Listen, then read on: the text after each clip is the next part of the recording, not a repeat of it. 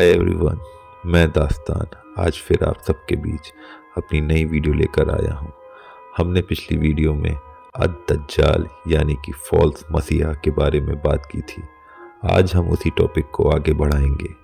पिछली वीडियो में हमने दज्जाल के मतलब जाने, वो कैसा दिखता है, वो कहाँ है, दज्जाल से कौन मिला है अब तक और दज्जाल की कौन लोग पूजा करते हैं, किन लोगों को दज्जाल का दुनिया में आने का बेसब्री से इंतज़ार है।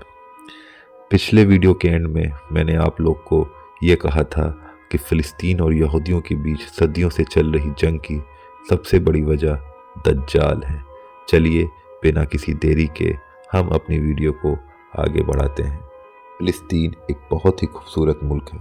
उस मुल्क में एक शहर है यरूशलेम। इस्लाम, क्रिश्चियनिटी और जुडाइज़म में इस शहर की बहुत ज़्यादा अहमियत है। हज़रत सुलेमान अलैहिस्सलाम, जिनको क्रिश्चियंस और ज्यूज़ किंग सोलोमन के नाम से जानते हैं, वो एक प्रॉफिट हैं। ये बात तीनों धर्म में मानी जाती है। उन्होंने 1000 BC में यरूशलेम में एक टेम्पल को बनवाया था। वो टेम्पल 413 साल तक वैसे ही वहाँ मौजूद रहा और यहूदी लोग वहाँ पे अपनी पूजा करते थे। 587 BC में बेबीलोन की फ़ौज और यरूशलेम के यहूदियों के बीच में एक ज़बरदस्त युद्ध हुआ। उस जंग को सीज ऑफ यरूशलेम कहते हैं। बेबीलोन ने उस जंग में फ़तह हासिल की थी। बेबीलोन की फ़ौज का कमांडर नेबूशडनेज़र II था। फ़तह पाने के बाद उसने अपनी फ़ौज को हुक्म दिया कि वो इस शहर को पूरी तरह तबाह कर दे। साथ ही उन्होंने यहूदियों के पवित्र मंदिर को भी तबाह कर दिया था। करीब 65 साल बाद ज़ेरुब्बाबेल, जिसको Darius I king of एक्यूमेनेट empire ने यहूद प्रोविंस का गवर्नर तैनात किया। उसने 521 BC में फिर से उस टेम्पल की तामीर को शुरुआत की और 515 BC में वो टेम्पल बनकर तैयार हो गया। अब इस टेम्पल को सेकंड टेम्पल के नाम से जाना जाता था। 440 साल तक सेकंड टेम्पल वहीं मौजूद रहा और यहूदी लोग अपनी पूजा और अपनी धार्मिक काम को वहाँ करते रहे। फिर 70 BC में रोमन आर्मी ने फर्स्ट जूइश रोमन वॉर में यरूशलेम के ऊपर फतह हासिल की और सेकंड टेम्पल को फिर से पूरी तरह तबाह कर दिया। ये टेम्पल यहूदियों के लिए बहुत ज़्यादा मुकद्दस था। तब से लेके आज तक वहाँ कोई टेम्पल नहीं बना। इस्लाम के नज़रिए से यरूशलेम इसलिए पवित्र है क्योंकि मक्का और मदीना के बाद इस्लाम की सबसे मुकद्दस मस्जिद अल-अक्सा वहाँ मौजूद है। ज़ायनिस्ट का मानना है कि जहाँ पर मस्जिद अल-अक्सा मौजूद है वहीं पर उनका टेम्पल हुआ करता था।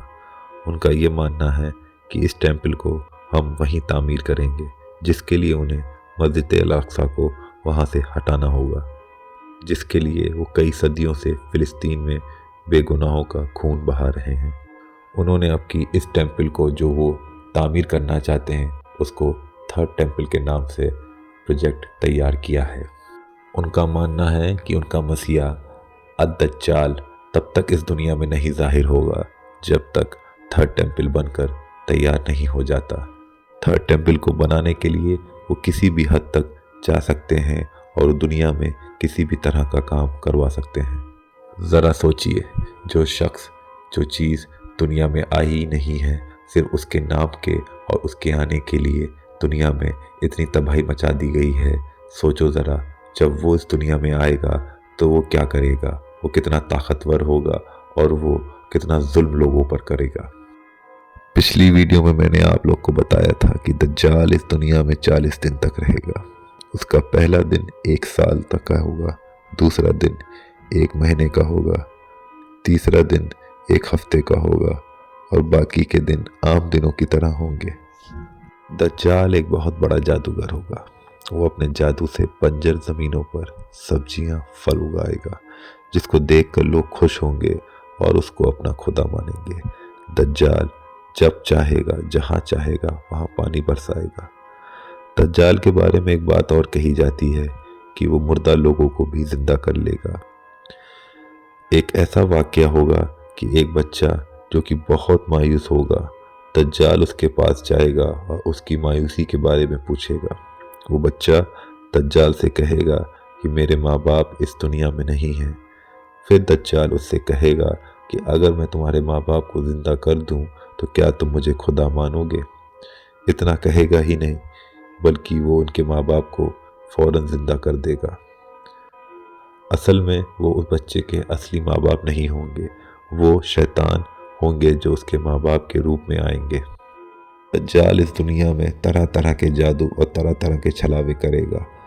एक बार दज्जाल के पास एक शख्स आएगा जो दज्जाल को बुरा भला कहेगा और दज्जाल अपने साथियों से पूछेगा कि अगर मैं इस शख्स को बीच से काट के मार दूं और वापस से जोड़ के ज़िंदा कर दूं तो क्या तुम सब लोग मुझे खुदा मानोगे।